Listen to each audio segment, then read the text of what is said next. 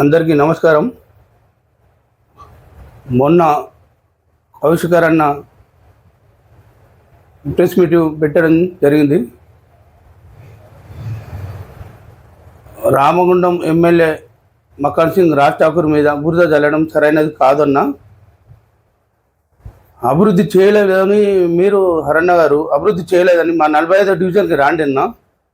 అభివృద్ధి ఎట్లయింది? గత ప్రభుత్వం ఉన్నప్పుడు పనులు కాలేదన్న, మీకు తెలిసిన విషయమే.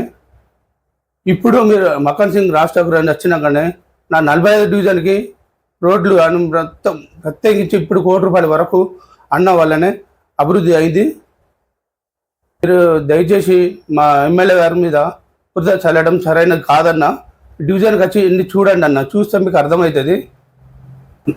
45వ డివిజన్కి వచ్చి అన్న ఒక్కసారి మా ద్వారనాథ్ రోడ్డుకి వచ్చి చూడండి అన్న, అభివృద్ధి ఎట్లయింది అనేది తెలుస్తుంది అన్న. గత 3 సంవత్సరాల నుంచి ఆ రోడ్డు విషయంలో మాత్రం ఎన్ని యాక్సిడెంట్లు అయ్యేది, ఎంతమంది పడేది, చాలా ప్రమాదకరంగా మారిపోయింది మా రోడ్డు. ఎమ్మెల్యే సాబ్ మక్కన్ సింగ్ వచ్చినాకనే రోడ్డు బ్రహ్మాండంగా జరిగింది.